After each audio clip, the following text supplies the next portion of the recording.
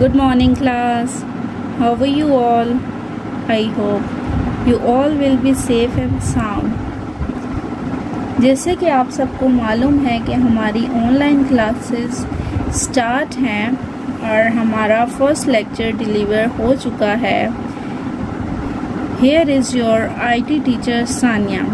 I hope कि आप लोगों ने फर्स्ट लेक्चर को अच्छे तरीके से सुना होगा और उसको याद भी किया होगा. ठीक है, मैंने आपको 5th level 3rd addition computer Vij से पढ़ाया था और प्रीवियस लेसन में हमने आईटी कंप्यूटर से मैंने आपको इंट्रोड्यूस करवाया था, इस बुक से इंट्रोड्यूस करवाया था और चैप्टर नंबर 1 से इंट्रोड्यूस करवाया था जो कि हमारा जनरेशन ऑफ कंप्यूटर है. और चैप्टर में हमने क्या पढ़ा था, हमने आज के लेसन को स्टार्ट करने से पहले पिछले लेसन का रिव्यू करना है. उस पिछले लेसन में हमने new terminologies of the unit number 1 पढ़ी थी. न्यू टर्मिनोलॉजीज क्या होती हैं? न्यू टर्मिनोलॉजीज हम न्यू वर्ड्स को कहते हैं. अदर बुक्स में आप लोग न्यू वर्ड्स कहते हैं उन्हें, लेकिन कंप्यूटर लैंग्वेज में हम उन्हें न्यू टर्मिनोलॉजीज कहते हैं. ठीक है, अब हमने नया लेसन स्टार्ट करने से पहले उनको रिव्यू करना है. मैं आपको पहले बता देती हूँ वो 10 टर्मिनोलॉजीज हमने पढ़ी थी, उनको एक दफ़ा दोबारा से एक्सप्लेन कर देती हूँ ताकि हम अपना आज का लेसन स्टार्ट करें. सो फर्स्ट हमारी टर्मिनोलॉजी थी इलेक्ट्रॉनिक. इलेक्ट्रॉनिक क्या होता है? मैंने आपको बताया था कि सबसे पहले अगर हम इस वर्ड को देखते ही हमें याद आ जाता है कंप्यूटर की डेफिनेशन. इलेक्ट्रॉनिक डिवाइसेस वो डिवाइसेस होती हैं जिनमें ट्रांजिस्टर यूज़ हुए होते हैं या फिर सिलिकॉन चिप्स यूज़ हुई होती हैं. ठीक है, कंप्यूटर इसकी एग्जांपल है इलेक्ट्रॉनिक डिवाइसेस की. ऐसे तो इसकी बेशुमार एग्जांपल्स हैं लेकिन यहाँ पे हम कंप्यूटर की एग्जांपल ले रहे हैं. ठीक है स्टूडेंट्स, डिटेल में हम पहले लेक्चर में पढ़ चुके हैं इसलिए मैं सिर्फ रिव्यू कर रही हूँ. सेकंड टर्मिनोलॉजी हमारी वैक्यूम ट्यूब. वैक्यूम ट्यूब क्या होते हैं? ये वो कंप्यूटर्स थे जो कि ग्लास बल्ब जैसे दिखते हैं और ये जो थे फर्स्ट जनरेशन में इनको इंट्रोड्यूस करवाया गया या ये फर्स्ट जनरेशन में इन्वेंट हुए थे. ठीक है, ये वायर से बने होते थे और इलेक्ट्रिसिटी बहुत ज़्यादा कंज्यूम करते थे. जगह भी बहुत ज़्यादा जो कंप्यूटर्स लेते थे उनमें यूज़ होते थे. Clear. Third terminology self organisation यानी खुद तंजीम. ठीक है. फोर्थ टर्मिनोलॉजी रिकग्निशन मीन पहचान या शनाख्त. क्लियर. एक्यूरेट दुरुस्तगी. ठीक है, without any mistake, without any fault, without any error. Next terminology efficient बासलाहियत, बेहतरीन तरीके से काम करना, बेहतरीन कारकर्दगी. ठीक है. ट्रांजिस्टर. नेक्स्ट टर्मिनोलॉजी हमारी ट्रांजिस्टर पढ़ी थी. इसको भी मैंने आपको बताया था कि ट्रांजिस्टर क्या होते हैं. ट्रांजिस्टर कंप्यूटर के अंदर एक इम्पोर्टेंट पार्ट समझे जाते हैं. इनका काम होता है कंप्यूटर में इलेक्ट्रिक करंट के फ्लो को कंट्रोल करना. ठीक है, कंप्यूटर इलेक्ट्रिसिटी से चलता है ना, तो उसको इलेक्ट्रिक करंट चाहिए होता है. ठीक है, तो जब हम कंप्यूटर पे काम कर रहे होते हैं तो ट्रांजिस्टर भी अपना काम कर रहा होता है कि वो जितनी इलेक्ट्रिसिटी कंप्यूटर को रिक्वायर्ड होती है ये उसको उसके मुताबिक इलेक्ट्रिसिटी प्रोवाइड करता है. क्लियर. माइक्रो प्रोसेसर हम सीपीयू को भी माइक्रो प्रोसेसर कहते हैं और माइक्रो प्रोसेसर और सीपीयू की अगर हम बात करें तो brain of computer. Without this computer can not work properly. जैसा कि आप लोग अपने ब्रेन के बगैर काम नहीं कर सकते, समझ नहीं सकते. ठीक है, इसी तरह माइक्रो प्रोसेसर और सीपीयू के बगैर कंप्यूटर काम एफिशिएंटली नहीं कर सकता. सेमीकंडक्टर गैर मौसल semiconductor. And the last terminology was that integrated circuit. integrated circuit हमने लास्ट टर्मिनोलॉजी पढ़ी थी, ठीक है। इंटीग्रेटेड सर्किट्स क्या होते हैं, इनको हम आईसीज भी कहते हैं, ठीक है। और इनका पर्पस या इनका काम क्या होता है वो भी देख लेते हैं, वो भी हमने पढ़ा था। इंटीग्रेटेड सर्किट जो होते हैं ये कंप्यूटर को इंस्ट्रक्शंस देते हैं, यानी उन्हें बताते हैं, हिदायत देते हैं कि आपने कैसे काम करना है और किस तरह काम करना है और कितने टाइम में करना है, ठीक है। ये आईसीज जो होते हैं इनके थ्रू कंप्यूटर जो है वो थाउजेंड्स ऑफ इंस्ट्रक्शंस को with in a second understand करते हैं और उनके ऊपर काम करते हैं। क्लियर स्टूडेंट्स, ये तो हमारा प्रीवियस लेसन था, लेसन नंबर 1। आज हमने अपना लेसन नंबर 2 स्टार्ट करना है और लेसन नंबर 2 यूनिट नंबर 1 का लेसन नंबर 2 स्टार्ट करना है। मीन्स कि आज हमारी सेकंड वीडियो है, इसमें हमने रीडिंग करनी है, ठीक है। उसके लिए रीडिंग के लिए आपके पास सेम ऐसी बुक होनी चाहिए बच्चों, ठीक है। आपके पास आपकी लेड पेंसिल होनी चाहिए, रेजर होना चाहिए, पेंसिल, शार्पनर, ठीक है, रूलर होना चाहिए। ये चीज़ें आपके पास इसलिए होनी चाहिए कि काम करने के दौरान आपको अगर किसी चीज़ की ज़रूरत पड़े तो आपको, या वीडियो सुनते हुए किसी चीज़ की ज़रूरत पड़े तो आपको किसी किस्म की परेशानी ना हो। आई होप कि आप सब ने अपनी चीज़ें अपने पास रख ली होंगी। हम अपना लेसन स्टार्ट करते हैं, lesson number 1।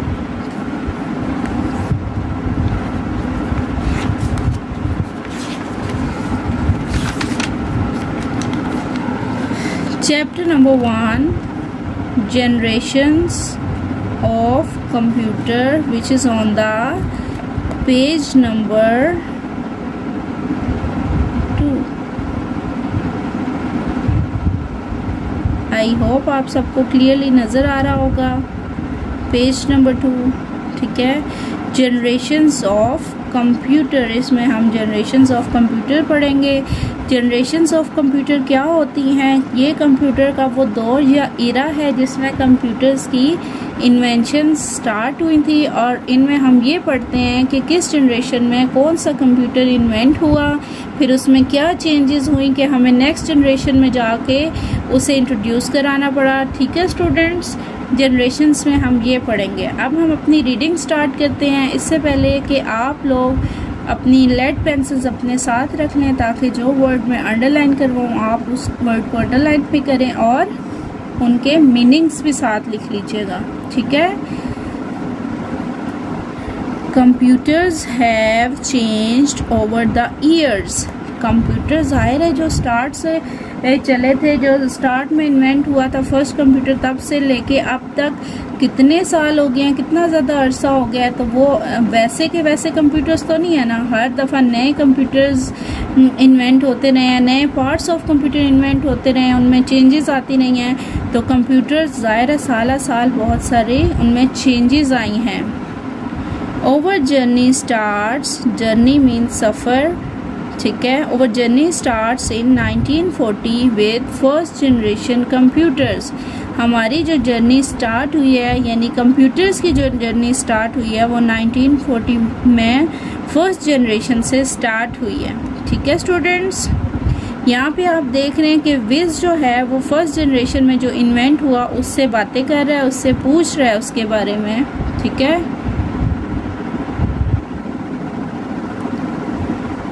Who are you? Vij अब उससे पूछ रहा है वैक्यूम ट्यूब से कि आप कौन हो।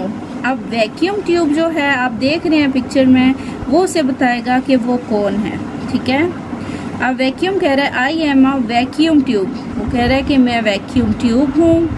I am made up of wires, मैं वायर से बना हुआ हूँ। इसके अंदर आपको वायर्स नज़र आ रही हैं, ठीक है। ये वायर से बना हुआ था which carry data in form of electronic signals and a glass bulb, जो कि डाटा को इलेक्ट्रॉनिक सिग्नल्स और ग्लास बल्ब की सूरत में कैरी करता था, ठीक है। I am the core, core को अंडरलाइन करके इसके ऊपर मीनिंग लिख लें, मरकज़ या दरमियानी हिस्सा। अब वो वैक्यूम क्या कह रहा है कि I am the core component, component mean हिस्सा, या part of large electronic computers.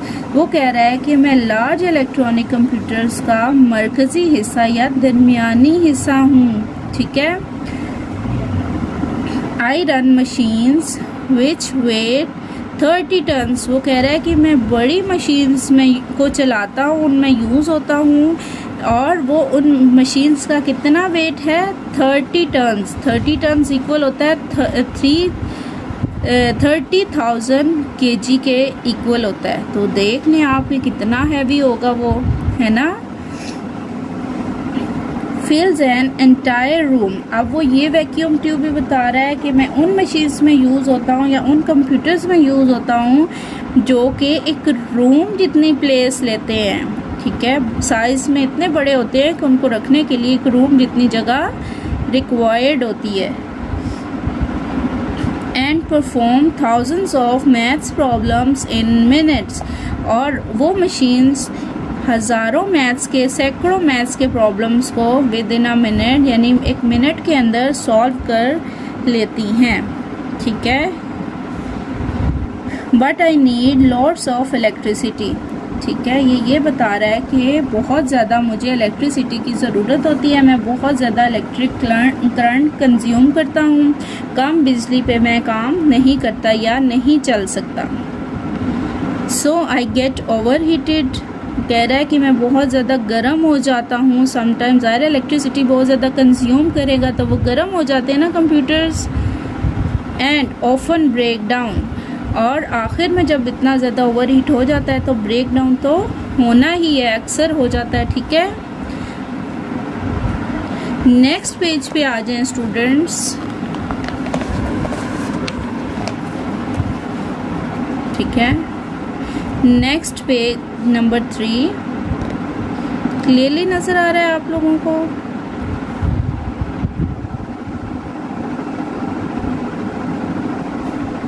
ठीक है।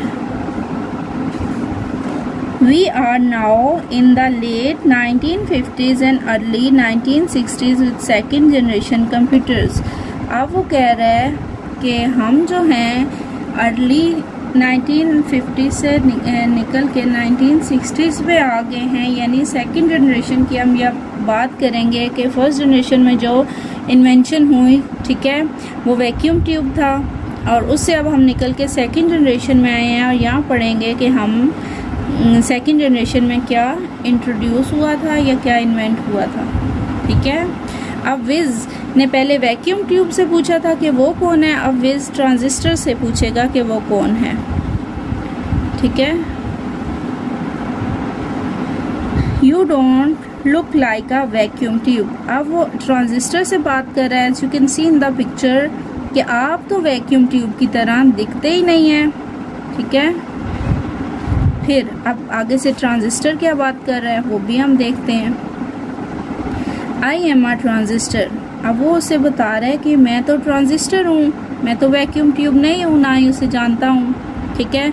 वो कह रहा है कि I carry electric current and control the flow of electricity in a computer. वो कह रहा है कि मेरा काम क्या है, कंप्यूटर में इलेक्ट्रिक करंट के फ्लो को कंट्रोल करना है। ठीक है। जितनी रिक्वायरमेंट होती है कंप्यूटर की, मैं उसको उसके अकॉर्डिंग इलेक्ट्रिक करंट प्रोवाइड करता हूँ। ठीक है स्टूडेंट्स। उसके बाद वो कहते हैं आई एम स्मॉलर। वो कहते हैं मैं साइज में छोटा हूँ। देख रहे हैं ना आपके, छोटा सा है। कह रहा है मैं तो छोटा सा हूँ। And use less electricity than the vacuum tube. वो कह रहा है मैं साइज में छोटा हूँ तो मैं बिजली भी कम यूज करता हूँ, मैं कम इलेक्ट्रिसिटी यूज करता हूँ वैक्यूम ट्यूब की निस्बत। ठीक है। So I am cheaper and more reliable. वो कह रहा है कि मैं सस्ता तो हूँ लेकिन मैं ज़्यादा रिलायबल हूँ। ठीक है। मैं काम भी अच्छे तरीके से करता हूँ। The computers I am part of are still big and expensive. Expensive mean महंगे। वो कह रहा है कि मैं उन कंप्यूटर का पार्ट हूँ या उन कंप्यूटर्स का हिस्सा हूँ जो कि बड़े और महंगे कंप्यूटर्स हैं। ठीक है। But large companies buy them. लेकिन लार्ज कंपनी ने उन्हें ख़रीदा बिकॉज, क्योंकि they are faster and very efficient, क्योंकि वो बड़े और महंगे कंप्यूटर फास्ट और एफिशिएंट है, मतलब तेज़ और अच्छे तरीके से काम करना जानते हैं। ठीक है स्टूडेंट्स, अब आप नीचे देख रहे होंगे कि एक छोटी सी एक्टिविटी है, हम उसे कर लेते हैं। आप मेरे साथ साथ मैच कर लीजिएगा। कोर का मतलब होता है सेंट्रल या दरमियानी। अब देख लें कि आपको यहाँ पे कोर से मिलता जुलता क्या वर्ड नज़र आ रहा है। उन्होंने कहा कि सिनोनिम मीन सेम मीनिंग्स रखने वाले वर्ड्स। ठीक है, कोर को हम मैच कर देंगे सेंट्रल से।